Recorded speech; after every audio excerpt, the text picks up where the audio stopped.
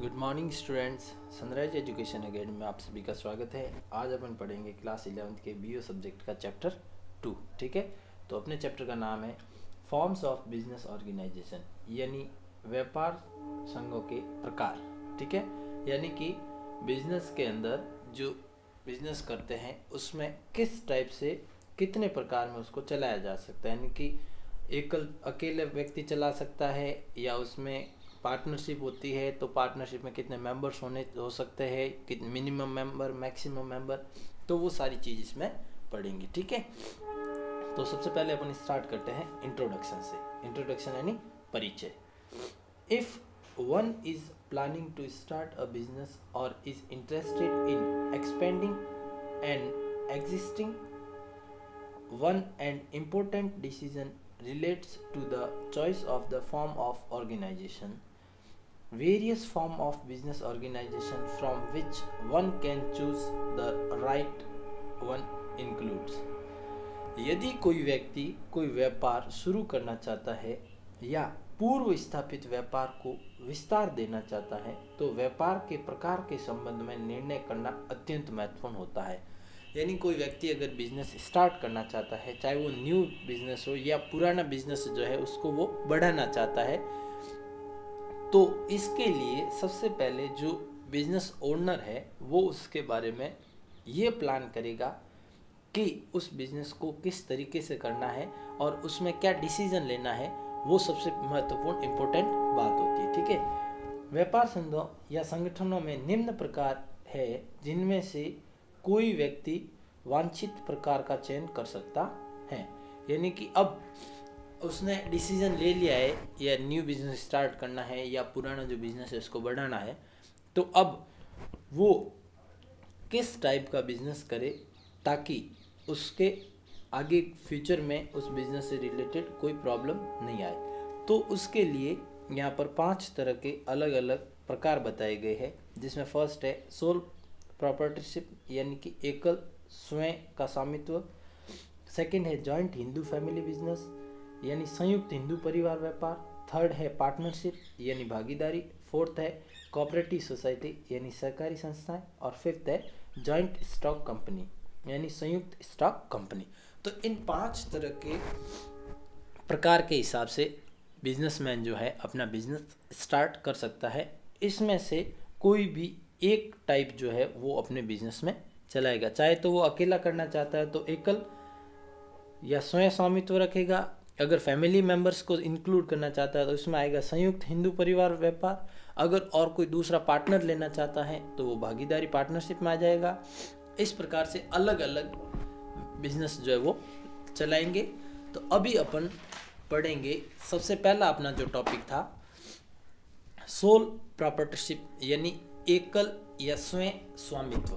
ठीक है, sole proprietorship refers to a form of business organisation which is owned, managed and controlled by an individual who is recipient of all profits and bearer of all risk. The word soul implies only and proprietor refers to owner. Sole proprietorship जो है उसमें business organisation जो भी business करेंगे वो उसका manage और उसका कंट्रोल जो भी होगा वो इंडिविजुअल सिंगल मैन के होगा। ठीक है, यानी कि एक आदमी जो बिजनेस कर रहा है वही उसका ओनर होगा, उसमें प्रॉफिट लॉस जो भी होगा उस पर उसी का हक होगा। इसके अंदर सोल का मतलब होता है ओनली, यानी कि अकेला, और प्रोप्राइटर का मतलब ओनर, तो एक अकेला ही इसमें मालिक होगा। एकल या स्वयं के स्वामित्व से तात्पर्य है व्यापार के उस प्रकार से है जिसमें व्यापार का स्वामित्व, प्रबंधन और नियंत्रण किसी एक ही व्यक्ति का होता है। यानी उसका जो मालिक होगा एक ही होगा, उस पर पूरा कंट्रोल, उस बिजनेस को कैसे रनिंग करना है, कैसे चलाना आगे फ्यूचर में, उसके प्रॉफिट और लॉस जो भी होंगे वो सारे सब कुछ कौन वहन करेगा? सिर्फ एक अकेला व्यक्ति। ठीक है, जो व्यापार के सभी लाभ प्राप्त करता है और सभी प्रकार के जोखिम भी वहन करता है। एकल से अर्थ है केवल या मात्र, और स्वामित्व का अर्थ है मालिक होना, यानी कि एकमात्र अकेला ही व्यक्ति उसके सब कुछ जो भी एक्टिविटी उस बिजनेस में होगी उसके लिए सिर्फ एक व्यक्ति का दायित्व होगा और वही उसका जिम्मेदार होगा और उस बिजनेस को वही चलाएगा। ठीक है, अब इसके फीचर्स पढ़ते हैं, किसके? सोल प्रॉपर्टीशिप के। तो फीचर्स यानी विशेषताएं, पहला देखिए, formation and closure. There is no separate law that governs sole proprietorship. Hardly any legal formalities are required to start a sole property business, though in some cases one may require a license. Closure of business can also be done easily. गठन या समापन, जो एकल स्वामित्व वाला जो business है, sole proprietorship जो बिजनेस है, उसको स्टार्ट करना और बंद करना, समाप्त करना बिल्कुल इजी होता है, एकदम आसानी से किया जा सकता है। इसमें ज़्यादा किसी प्रकार की फॉर्मेलिटीज़ ज़रूरत नहीं है। उसमें नॉर्मली एक लाइसेंस होता है, यानी कि जिस बिज़नेस को आप स्टार्ट करोगे उससे संबंधित एक गवर्नमेंट से आपको लाइसेंस लेना होगा और उसके बाद में आप उस बिज़नेस को स्टार्ट कर सकते हो। और उसको जब बंद करना है तो भी किसी से पूछने की आवश्यकता नहीं है, क्योंकि वो आप अकेले ही चला रहे हो, तो उसमें कोई पार्टनर्स इन्वॉल्व नहीं है, तो आप अपने हिसाब से उसको क्लोज भी कर सकते हो। ठीक है, एकल स्वामित्व वाले व्यापार को नियंत्रण करने के लिए अलग से कोई कानून नहीं है। एकल यानी स्वयं स्वामित्व वाला व्यापार शुरू करने के लिए किसी प्रकार का विधिक औपचारिकताओं की भी कोई आवश्यकता नहीं है। यद्यपि कुछ मामलों में प्राधिकार की जरूरत रहती है, इस प्रकार का व्यापार आसानी से बंद भी कर सकते हैं। ठीक है, सेकेंड, लाइबिलिटी यानी दायित्व, उसकी क्या रिस्पॉन्सिबिलिटी है वो देखिए। Sole proprietors have unlimited liabilities. This implies that the owner is personally responsible for payment of debts in case the assets of the business are not sufficient to meet all the debts. एकल स्वामी के असीमित दायित्व होते हैं, उसके बहुत सारे अलग अलग दायित्व होते हैं। इसका तात्पर्य यह है कि एकल स्वामी अपने व्यापार के समस्त कर्ज चुकाने के लिए व्यक्तिगत रूप से उत्तरदायित्व होता है, क्योंकि अब अगर बिजनेस का मालिक एक ही है, अकेला ही है, तो उससे रिलेटेड सारी रिस्पॉन्सिबिलिटी उसी की होगी। अब उसमें जितने भी प्रकार के उसने कर्ज ले रखे हैं, लोन ले रखा है, उन सभी को चुकाने की रिस्पॉन्सिबिलिटी किसकी होगी? उस बिजनेस ओनर की होगी, बिकॉज वो अकेला ही उस बिजनेस को रन कर रहा है। तो उससे जो भी प्रॉफिट मिल रहा है उसको किसी को नहीं देना पड़ रहा, वो भी उसी के पास रह रहा है। तो इस हिसाब से जितने भी उसने लोनिंग ले रखे हैं या जिस प्रकार के भी कोई भी रिस्पॉन्सिबिलिटी, कोई भी दायित्व उसका बनता है, या कोई भी किसी भी प्रकार का कर्ज अगर उसने ले रखा है, तो उन सब को वो कंप्लीट करेगा अपने व्यक्तिगत रूप से। उसका उत्तरदायित्व है कि वो उन सबको सॉल्व आउट करे।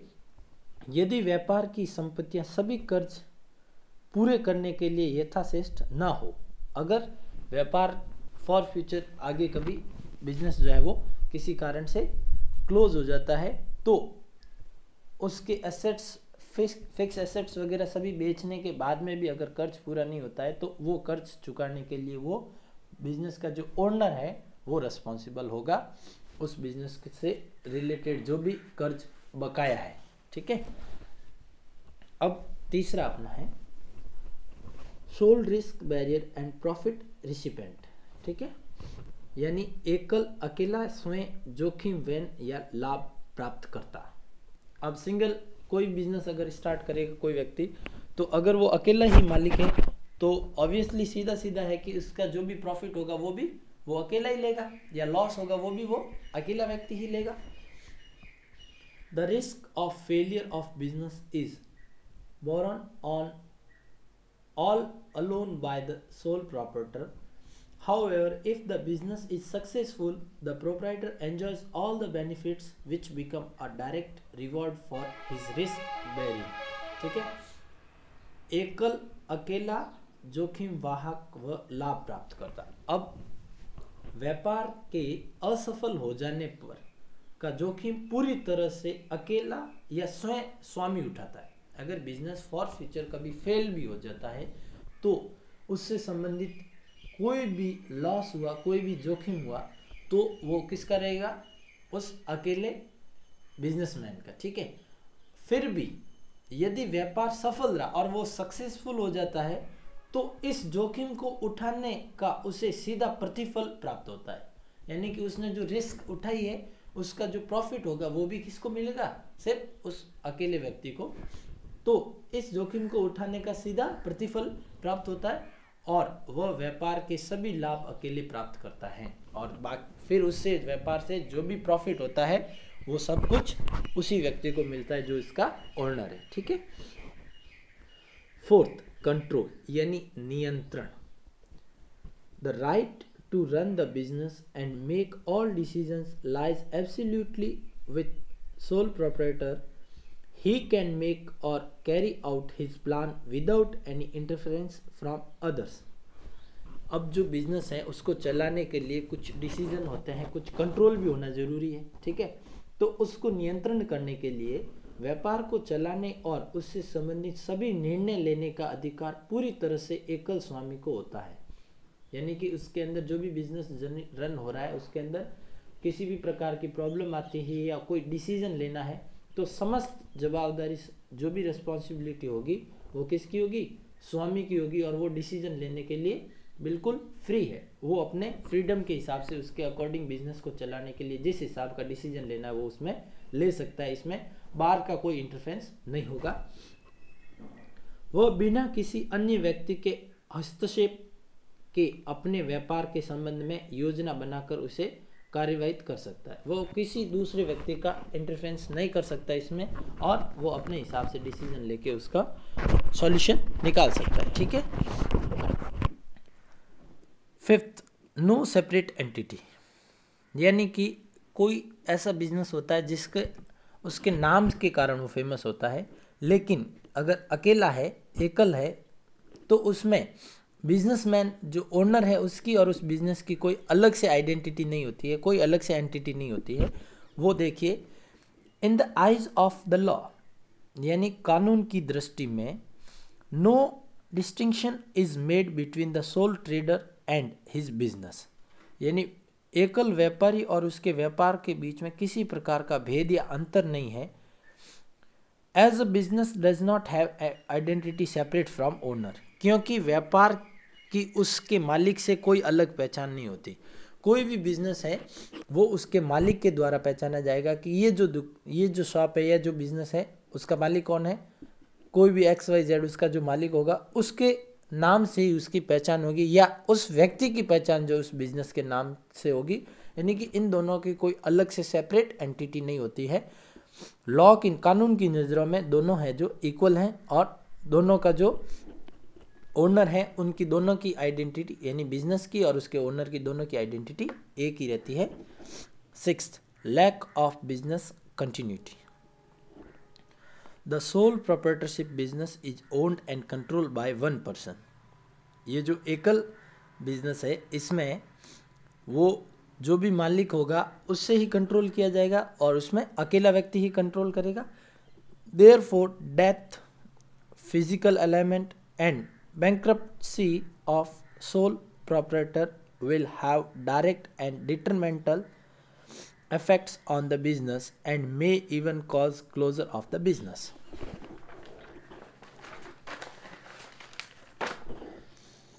इसका मतलब ये है व्यापार की निरंतरता का अभाव।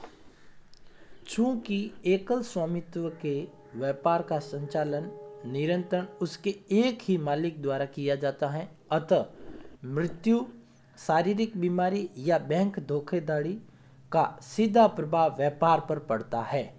यानी कि बिजनेस जो ओनर है उसकी किसी कारण से डेथ हो जाती है या किसी बीमारी के कारण वो बिजनेस को प्रॉपरली रनिंग नहीं कर पा रहा है या बैंक से किसी कारण से कोई धोखाधड़ी होगी, तो इसमें जो भी सीधा अफेक्ट होगा वो किस पे होगा, बिजनेस पे होगा। क्योंकि उस बिजनेस को रनिंग करने चलाने वाला एक ही व्यक्ति था और वो अभी उस कंडीशन में नहीं है कि उसको प्रॉपर वे में चला पाए, तो इसका सीधा अफेक्ट उसके व्यापार पर होगा। यहाँ तक कि ऐसे कारणों से व्यापार पूर्णतः बंद भी हो सकता है और इस कारण से व्यापार जो है, बिजनेस जो है वो कम्प्लीटली बंद भी हो सकता है, क्योंकि उसके सारे कंप्लीट डिसीजन और उस बिजनेस को चलाने के लिए जो भी चीज़ की आवश्यकता थी वो सब कुछ उसके ओनर पर डिपेंड थी, और अब वो ओनर जो है उसको चलाने के लिए असमर्थ है, तो वो बिजनेस धीरे धीरे करके बंद हो जाएगा कंप्लीटली। ठीक है, तो ये इसके 6 फीचर्स थे। ठीक है, अब इसके बाद में इसके आगे पढ़ते हैं अपन इसकी मेरिट्स यानी एडवांटेज, गुण या फायदे। इसके क्या क्या गुण हैं देखिए। फर्स्ट, क्विक डिसीजन मेकिंग यानी शीघ्र निर्णय लेना। A sole proprietor enjoys considerable degree of freedom in making business decision. एक एकल स्वयं स्वामी अपने व्यापार से संबंध सभी प्रकार के निर्णय लेने को स्वतंत्र रहता है, अतः निर्णय शीघ्र ले जा सकते हैं। अगर सिंगल व्यक्ति होगा तो कोई भी बिजनेस से रिलेटेड डिसीजन लेना होगा तो वो जिस समय जिस प्रकार की प्रॉब्लम उसमें क्रिएट होगी तो वो एट ए टाइम उसी के संबंधित डिसीजन ले सकता है। अदरवाइज अगर पार्टनरशिप है तो वो उस अकेला व्यक्ति जो है उस बिजनेस से संबंधित कोई भी डिसीजन लेने के लिए असमर्थ रहेगा, बिकॉज वो अपने पार्टनर्स के साथ पहले डिस्कस करेगा और उसके बाद में वो उससे संबंधित डिसीजन लेगा। तो सबसे बड़ा प्रॉफिट इसमें जो है वो है क्विक डिसीजन मेकिंग, यानी कि किसी भी प्रकार की कोई भी समस्या या किसी भी प्रकार का कुछ भी उस बिजनेस से रिलेटेड डिसीजन लेना है तो वो अकेला अपने हिसाब से डिसीजन लेकर उसको सॉल्व आउट करके उस बिजनेस को आगे कंटिन्यू रन कर सकता है बिना किसी हिचकिचाहट के। ठीक है।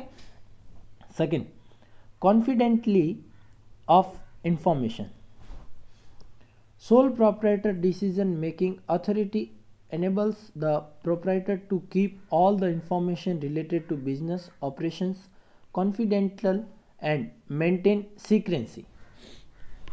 सूचना की गोपनीयता, अगर कोई इंफॉर्मेशन जो है वो सीक्रेट रहनी चाहिए, यानी कि जब जरूरत पड़ेगी उसी टाइम उसको आउट करना है, अदरवाइज उसको सीक्रेट रखे ताकि वो उससे उस गोपनीयता से उस सीक्रेसी से उस बिजनेस में आगे लाभ कमा सके। जैसे किसी चीज़ में रेट में उतार चढ़ाव है लेकिन मार्केट में अभी किसी को नहीं पता, और हो सकता है उसको कुछ ऐसे अच्छे लिंक के कारण उसको पता चल गया है, तो वो सीक्रेसी रहेगी तो उस टाइम उस स्टॉक को वो रोक के रखा, जैसे ही मार्केट में उसकी रेट बढ़ी तो वो उसको बेच सकता है हाई रेट में, तो उससे उसको ज़्यादा प्रॉफिट होगा। तो ऐसी कई प्रकार की सीक्रेसी होती है बिजनेस के अंदर, तो उसके अंदर वो अकेला होगा तो उसकी वो सीक्रेसी कहीं लीक नहीं होगी। अगर अलग अलग पार्टनर्स हैं तो हो सकता है कोई ना कोई किसी आगे व्यक्ति को कह दे और इससे वो सीक्रेसी नहीं रह पाती है। तो इसमें देखिए, एकल व्यापार का निर्णय अधिकारी होने के कारण व्यापार मालिक अपने व्यापार के समस्त सूचनाओं को गोपनीय रख सकता है और इस प्रकार व्यापारिक गोपनीयता बनी रहती है। Third, direct incentive. The need to share profit does not arise as he or she is single owner. This provides maximum incentive to the sole trader to the work hard. सीधा मानदेय या प्रोत्साहन। अकेला मालिक होने के कारण लाभ के हिस्से करने की आवश्यकता नहीं होती है। इससे एकल व्यापारी को अधिकतम प्रतिफल प्राप्त होता है, जिससे जो उसे अधिक मेहनत करने के लिए प्रेरित करता है। इसके अंदर अगर मालिक एक है तो उसके आधार पर उसका जो प्रॉफिट या लॉस जो भी होगा उसमें भी कोई हिस्सेदारी नहीं होगी। तो अगर उसको प्रॉफिट हो रहा है बिजनेस में तो इससे वो प्रेरित होगा कि मैं थोड़ी और मेहनत करूं और इससे मैं और अधिक लाभ कमाऊं, तो वो उसके लिए और ज़्यादा मेहनत करेगा और ज़्यादा वर्क करेगा और जिससे उसको उसके बदले में क्या मिलेगा?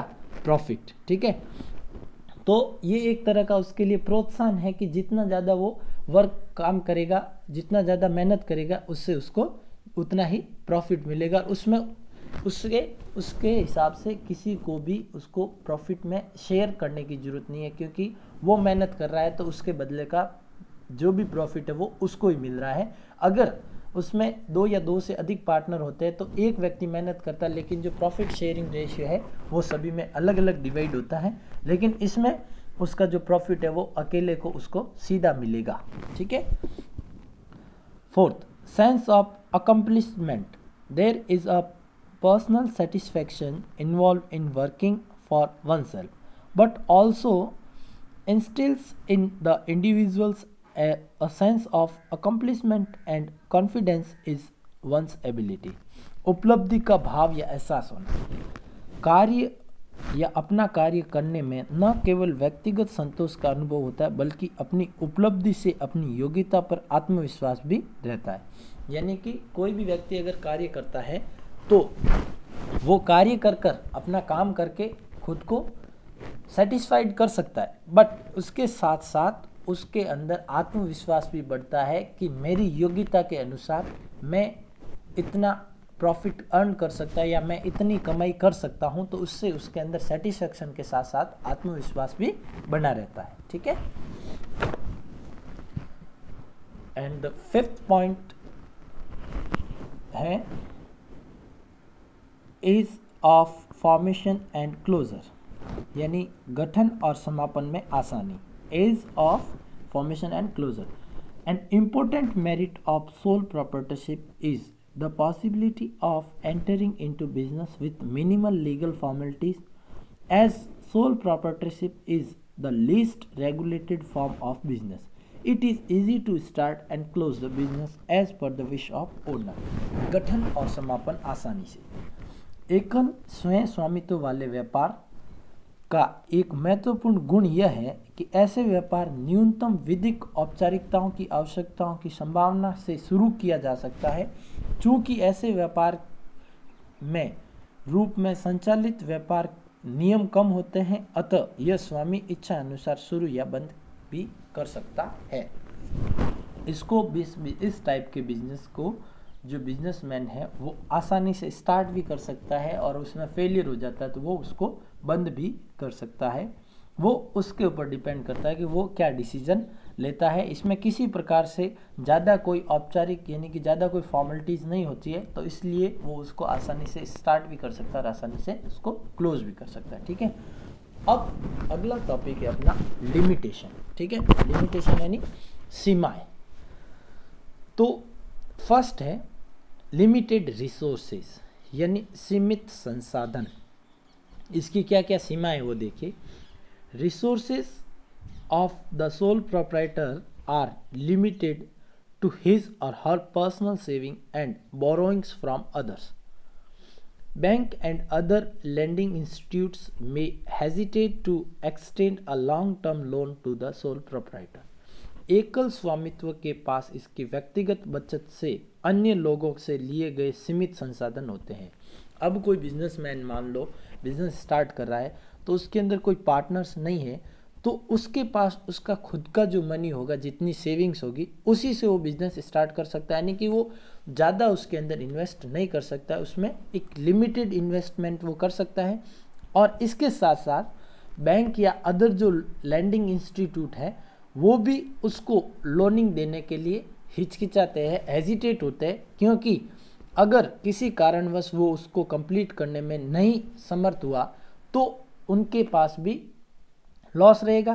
तो इस कारण से वो जो है उसमें इन्वेस्टमेंट जो है वो लिमिटेड होता है। एक कौन से सिंगल बिजनेस के अंदर जो एकल व्यक्ति जो बिजनेस कर रहा है उसमें कोई बाहर से इन्वेस्ट नहीं कर सकता है, तो उसके अंदर लिमिटेड इन्वेस्टमेंट होता है। एकल स्वामित्व के पास उसकी व्यक्तिगत बचत से अन्य लोगों से लिए गए सीमित संसाधन होते हैं। बैंक और धन प्रदान की भी एकल स्वामित्व के दीर्घावधि का ऋण देने में संकोच करते हैं, हिचकिचाते हैं या कतराते हैं। Second, limited life and business concern. The sole proprietor business is owned and controlled bye one person, so death, insanity, physical alignment or bankruptcy of business proprietor affect the business and can lead to its closure. संबंध व्यापार का सीमित जीवन, जैसा कि पूर्व वर्णित है, जैसा कि पहले बता रखा है, एकल स्वामित्व वाले व्यापार का स्वामित्व, संचालन, नियंत्रण एक ही व्यक्ति द्वारा किया जाता है। यानी कि उसका जो मालिक है, उसका जो भी स्वामित्व है वो एक व्यक्ति ही करता है। ऐसी स्थिति में मालिक की मृत्यु या शारीरिक बीमारी या बैंक से धोखाधड़ी का सीधा प्रभाव किस पर होता है? उस बिजनेस के ऊपर होता है, जिससे व्यापार बंद भी हो सकता है। तो इसके कारण ये भी एक रिस्क रहती है, ये भी एक लिमिटेशन है कि अगर वो बिजनेस अच्छे से चला रहा है लेकिन उस बिजनेस ओनर में किसी प्रकार की प्रॉब्लम आ गई है तो अब वो बिजनेस आगे नहीं रनिंग हो पाएगा। अगर उसमें पार्टनर होता तो वो आगे चल सकता था। Third, unlimited liability. The major disadvantage of sole proprietorship is that the owner has unlimited liability. A poor decision or the unfavorable circumstances can create serious financial burden on the owner. असीमित दायित्व। एकल स्वामित्व वाले व्यापार का मुख्य नुकसान इसके मालिक पर असीमित दायित्व होते हैं। अब बिजनेस का ओनर अगर सिंगल पर्सन, अकेला व्यक्ति है तो ऑब्वियसली उस बिजनेस से संबंधित सभी दायित्व, पूरी की पूरी रिस्पॉन्सिबिलिटी उस बिजनेस ओनर पर होगी, चाहे वो किसी प्रकार की हो, चाहे फाइनेंशियल हो या और किसी प्रकार की हो, सारी की सारी जो भी रिस्पॉन्सिबिलिटी है उस बिजनेस ओनर की होगी। और एक गलत निर्णय या अथवा विपरीत परिस्थितियां मालिक के गंभीर वित्तीय परेशानियों में गिरने का कारण बन जाती है। और उस समय अगर वो किसी कारण से किसी एक डिसीजन को अगर गलत ले लेता है तो उसका जो बिजनेस है वो पूर्णतः नष्ट हो जाएगा, ख़त्म हो जाएगा और फाइनेंशियली प्रॉब्लम के कारण भी वो गिर सकता है। यानी कि अगर जैसे कोई व्यक्ति है अपना एक आइडिया यूज़ करता है और उससे बिजनेस रन करता है, लेकिन बहुत सारे व्यक्ति मिलकर उस बिजनेस को चला रहे हैं और उसमें अलग अलग आइडिया उनके यूज़ होते हैं, तो उससे क्या है कि बिजनेस जो है उससे संबंधित काफ़ी सारी प्रॉब्लम्स है वो अलग अलग बढ़ जाती है। लेकिन अकेला व्यक्ति होने के कारण उसके ऊपर रिस्पॉन्सिबिलिटी बहुत ज़्यादा होती है। वो ऐसी कंडीशन में ना चाहते हुए भी, ऐसा डिसीजन ना चाहते हुए भी उसको लेना पड़ता है ड्यू टू सम केस, कुछ ही कारण के कारण। तो एक गलत डिसीजन के कारण उसका जो बिजनेस है वो पूरा फ्लॉप हो सकता है और इससे उसके फाइनेंशियल प्रॉब्लम बहुत ज़्यादा बढ़ सकती है। And the last one is, fourth point इसका है, limited managerial ability. The owner has to assume a responsibility of varied managerial task such as purchasing, selling, financing etcetera. It is rare to find an individual who excels in all these areas. सीमित प्रबंधकीय योग्यताएं। अब इसमें क्या होता है कि businessman जो है वो अकेला व्यक्ति ऐसा होता है जो सारी चीज़ को करता है बिजनेस के अंदर, लेकिन अब इतनी सारी रिस्पॉन्सिबिलिटी होने के कारण वो चाहता है कि उसका जो काम है उसको कुछ हल्का करे और उसके बदले में वो कुछ सैलरी या वेजेस पे करके इस किसी व्यक्ति को उसके अंडर में काम करे। अब वो व्यक्ति कैसा होना चाहिए? Same as it is businessman, यानी कि जैसा बिजनेसमैन जो व्यक्ति, उसका ओनर जो है, जैसा वो सोच रहा है, जैसा वो कार्य कर रहा है, सेम एज इट इज़ उससे संबंधित वही कार्य करे, जिसमें परचेजिंग हो गया, सेलिंग हो गया, फाइनेंसिंग, वो सारी समस्याएं, वो सारे काम वो करे। लेकिन ऐसे व्यक्ति जो बिजनेस में है वो मिलना बहुत ही मुश्किल हो जाता है। ऐसे व्यक्तियों को, ऐसे मैनेजर को बिजनेस में लाने के लिए बहुत सारी प्रॉब्लम्स आती है, क्योंकि ऐसा एक्सपीरियंस्ड पर्सन जो है वो बहुत रेयर केसेस में मिलते हैं। तो वो सारी समस्याएं भी बिजनेसमैन के साथ में होती है। It is rare to find the individual who excels in this areas. सीमित प्रबंधकीय योग्यताएं। मालिक को विभिन्न प्रबंधकीय लक्ष्य जैसे क्रय, विक्रय, वित्त पोषण इत्यादि के दायित्वों का वहन करना होता है। इन सभी क्षेत्रों में तेजी से काम करने वाले व्यक्ति का मिलना प्राय मुश्किल होता है, अर्थात बहुत कम लोग ही ऐसा कर पाते हैं। सीधी बात है, अगर बिजनेसमैन अपना कार्य करेगा तो वो हर चीज़, कोई भी चीज़ परचेज करेगा तो उसमें 2 रुपये बचत करने की कोशिश करेगा ताकि उसको आगे जाकर वो प्रॉफिट हो। अब वो थिंकिंग दिमाग में लेकर दूसरा कोई व्यक्ति परचेज करेगा और वो सिर्फ किसके बदले में? वेजेस के बदले में, उसको जो सैलरी मिल रही है उसके बदले में। तो ये बहुत मुश्किल केस होता है और ऐसे पर्सन बिजनेस के लिए मिलने के लिए बहुत मुश्किल हो जाता है, तो वो सारी जिम्मेदारी भी किसकी होती है, बिजनेसमैन की। सो आज का टॉपिक अपना ये कंप्लीट हो गया है। अब इसी का सेकंड जो है अपन पढ़ेंगे जॉइंट हिंदू फैमिली बिजनेस, वो अपन नेक्स्ट पार्ट में पढ़ेंगे। सो थैंक यू एवरीवन, ये सभी नोट्स आप कॉपी में कर लेना। Thank you.